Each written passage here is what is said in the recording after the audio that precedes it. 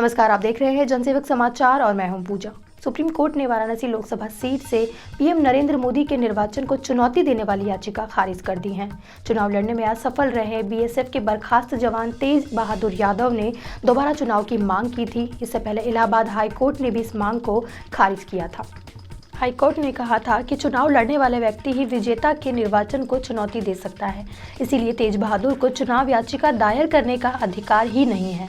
High court के फैसले के खिलाफ अपील में सुप्रीम कोर्ट पहुंचे तेज बहादुर ने 6 महीनों में 3 बार मामला टलवाया। 18 नवंबर को जब चौथी बार मामला लगा तो उनकी तरफ से फिर यही अनुरोध किया गया, लेकिन इस बार 3 जजों की बेंच की अध्यक्षता कर रहे चीफ जस्टिस एस.ए. बोबडे ने इसे स्वीकार करने से मना कर दिया। उन्होंने कहा कि अपीलकर्ता को पहले ही पर्याप्त अवसर दिया जा चुका है।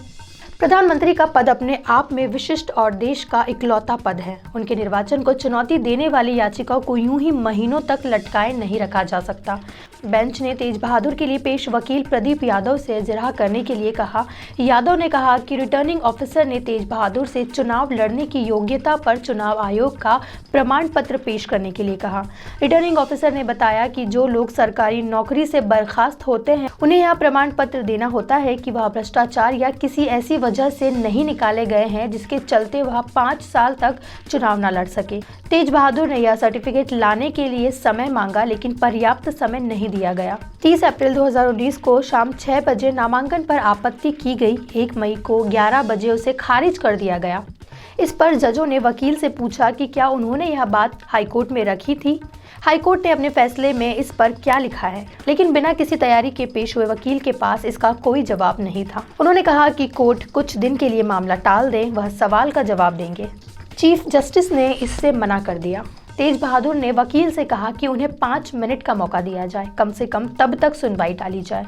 चीफ जस्टिस ने कहा कि हम आपको 5 मिनट दे रहे हैं, हम बैठे हैं, आप फाइल को देखकर हमारे सवालों के जवाब दीजिए। इस बीच पीएम मोदी के लिए पेश वरिष्ठ वकील हरीश साल्वे ने कोर्ट को बताया कि तेज बहादुर ने 2 बार नामांकन भरा। 24 अप्रैल को निर्दलीय और 29 अप्रैल को समाजवादी पार्टी के उम्मीदवार के रूप में एक नामांकन में उन्होंने नौकरी से बर्खास्त की जानकारी नहीं दी, दूसरे में खुद को बर्खास्त बताया। यह विरोधाभास उनका नामांकन खारिज होने की बड़ी वजह था। रिटर्निंग ऑफिसर ने उनसे नियमों के मुताबिक योग्यता का प्रमाण पत्र चुनाव आयोग से लेने को कहा, पर उस पर भी तेज बहादुर का जवाब संतोषजनक नहीं था। इधर 5 मिनट से फाइलों को उलट पुलट रहे प्रदीप यादव कोर्ट के सवाल का साफ जवाब देने में असफल रहे।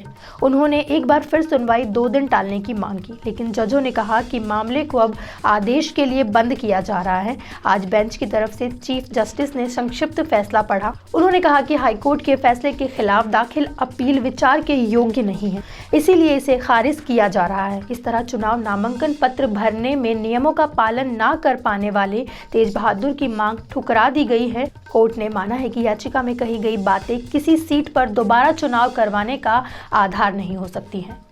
तेज बहादुर सेना से बर्खास्त वह सिपाही है जिसने एक वीडियो के जरिए सेना को बदनाम करने की कोशिश की थी।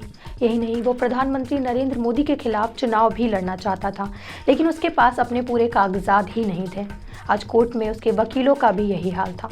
इस बुलेटिन में फिलहाल इतना ही। देश और दुनिया की बाकी खबरों के लिए देखते रहिए जनसेवक समाचार। धन्यवाद।